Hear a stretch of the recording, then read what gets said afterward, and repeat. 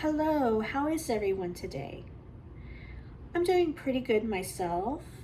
I am celebrating my birthday tomorrow, so I'm hoping to go out with my in-laws and have lunch or dinner. Haven't decided yet, but either way it'll be fun. And today I want to talk about RSD, also known as Rejection Sensitivity Dysphoria. Now, this is an intense emotional response to feeling unloved, unwanted, or rejected. It is known to be seen in people with ADHD, autism, PTSD, as well as many other, I don't want to say disorders because I don't consider them disorders. Let's just say other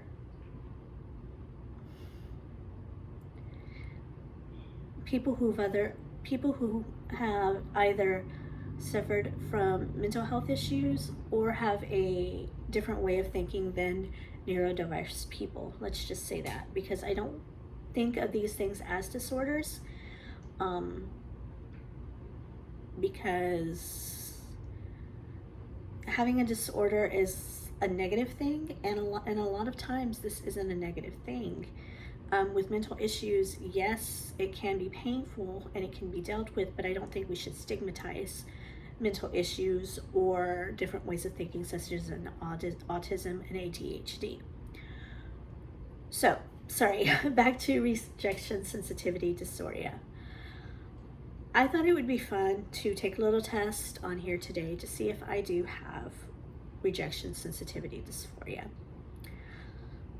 I have talked to my therapist about it and my psychiatrist, and both think there is a possibility that I do suffer from this. But I thought it would be fun just to go through an online test that I found through the Attitude website, and I'll leave the link below. So if you want to check it out and try it yourself. But yeah, let's get started. Okay, the first question is, do you experience sudden, intense bouts of rage when feelings are hurt? Personally, I don't get angry too often. It takes a lot to push me to that point of anger, so I'd have to say, let's go with never on this one, because it takes a lot to get me angry. Do you experience sudden, intense bouts of extreme sadness when you think you have been rejected or criticized? Yeah, I would say often with that one. I'm constantly feeling like if somebody criticizes my work, oh, well, it's just no good, they don't like me, they don't like it, blah, blah, blah. So we're going to go with very often on that one. Are you your harshest critic? Very often. Again, I see other people's work and I think, oh my gosh, that is so amazing. That person is so talented. I'll never be as talented as that person. I might as well just give up now. So I'm going to have to say very often with that one as well. Do you feel anxious in social situations because you assume no one likes you? Again, very often. Before my husband got sick, which I'll talk about in another episode, I was part of a lot of women's organizations. The Organization of Women Executives, also a few others in my local area. I was also members of the Chamber of Commerce. And I would go to these events, but I always felt like people were just being nice to me for social norms, but I never thought they really truly considered me as a friend. And it was very hard to open up to these people because I was like, oh my gosh, they're just being nice. They're just smiling to my face, and it's just a fake smile. Excuse me. So very often for that one. Do you consider yourself a people pleaser, going above and beyond to get on someone's good side? Again, yes. I am always trying to please people. Go out of my way. If they ask me to do something, it's always yes, even if I don't feel like it, because I'm so afraid of letting people down. So yes, definitely a people pleaser. Do you pass up opportunities or avoid starting projects because you're afraid you'll fail? again, very often. I've been wanting to start a website business because I love building websites and love working with the internet, creating things online. But at the same time, I'm always afraid that people aren't going to like what I'm doing, or that I'll create something for somebody and they'll be disappointed with it and get angry with me. I have a website, I have a Google page, but I don't promote it because, again, I'm so terrified of rejection. Have you been called overly sensitive or a head case because of your strong emotional reaction? I have not been called a head case, but I have often been told when I was younger that I was overly sensitive. My dad would always tell me, oh, quit crying. Nobody likes a crybaby. Nobody likes a whiner. Yeah, so overly sensitive, I have been accused of. Do you dedicate more time than necessary to a project or become a perfectionist to make sure your work has no mistakes and is above reproach? I do try to perfect my work. Sometimes if I feel like I can't get it perfect, I'll just give up and forget about it because I know it's never going to be good enough. So I would say yes on that one. Do you experience your emotions as a physical sensation, as though you've been punched in the chest or physically wounded? I would definitely, one second. Yes, I do get really overly upset when something is like that. I remember I did some websites for my job and I went back to look at them, and I noticed that the person had them redone. Either they redid them themselves or they hired somebody to redo them. And it was kind of a gut-wrenching feeling. I kind of could feel that sharp pain in the chest of like, gosh, how could this happen? I mean, they told me they liked it and now it's redone. And it is a pretty intense feeling, both emotionally and physically. Do you feel shame about the lack of control you have over your emotions? I wouldn't say feeling ashamed of what I'm feeling at the time. It's more of a shame of, why am I like this? Why am I always lazy? Why am I always forgetting things? That's more when the shame comes in, not necessarily for how I'm reacting to it at that moment. So for that one, I would have to say probably rarely. Before you were diagnosed with ADHD, were you told you might have a mood disorder, a borderline character disorder? Never. There was never any thought that there was a borderline issue with me. It was always, oh, you're just too sensitive. And I really didn't even find out anything about your emotions being connected with ADHD until I was diagnosed and started joining different support groups and finding out that other people had the same issues that I did with their emotions. Do you assume the worst in commonplace interactions, worrying you will be fired every time your boss calls you into their office, for instance?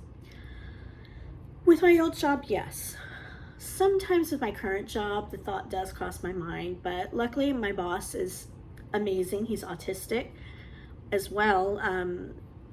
He's known online as the Autistic Biz Guy. I'll put a link to his stuff down below as well, but I think it helps with him being autistic and me being with ADHD. There's kind of an understanding there of each other. Even though our issues are not exactly the same, there are some overlapping similarities that we both deal with. And so it really helps because we kind of are there for each other. We've got each other's backs. If he's going through something and he can't really understand what he's feeling, I can help him out in a sense, and vice versa. So that really does help there. But with my old job, my boss was like a major perfectionist. And so every time she called me into her office, I did have that fear. Moving on. Let's see, I'll put sometimes on that one. Do you think that you cannot go on feeling this way? Very often. I hate the feeling of nobody likes me, everyone hates me, so to speak, or I'm not good enough. It's very frustrating, and I feel like it holds me back a lot from what I can accomplish as a person. And if I feel like if I didn't have these worries and these fears, I would be able to create that website business and make those websites, or, you know, feel confident in what I'm currently doing with this, with the podcast I'm doing with my brother, Skeptic Sidekick. I'll also link that below, and just life in general. So yeah, I would definitely say very often with that. Do I avoid meeting new people or trying new things because my fear of rejection and criticism is so strong? I would say yeah, I definitely do. That was one of the problems with going to these events, is having to sit and make small talk with people that I didn't know, because I was always wondering, what do I ask? What do I say?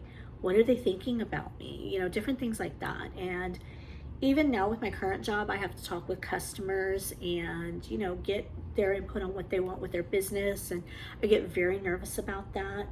Even with my podcast, we interview people, and just talking with new people, always worrying, oh my gosh, what are they going to think of us? I've been fortunate to have some great clients and some not so great, but either way, I always do have that worry.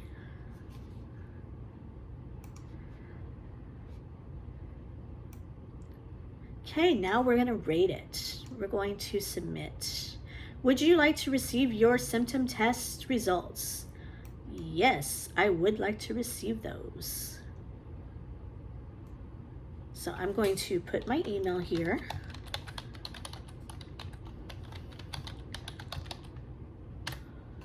And I'm going to submit.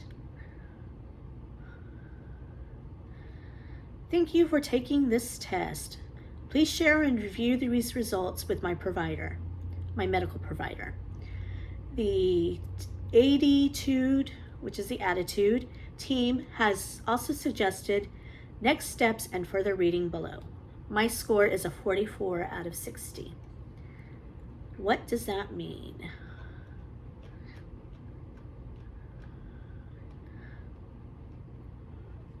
Let me go to my email right quick and see what they say.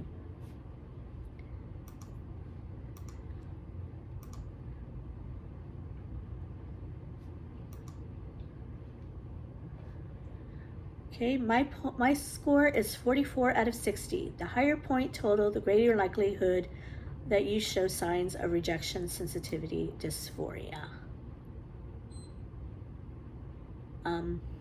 So yeah, that's all it says. So I personally think that I do have it. Like I said, I did talk with my psychiatrist and my therapist both about the possibility of having it, and they seem to think that it is a possibility. I am going through cognitive therapy to try to change my mindset as far as not only the rejection sensitivity dysphoria, but some of the other issues I have with my ADD that I'll talk about in later episodes. But yeah, thanks for watching with me, and thanks for watching me take this test today and sticking around with me, and have a great day. Bye.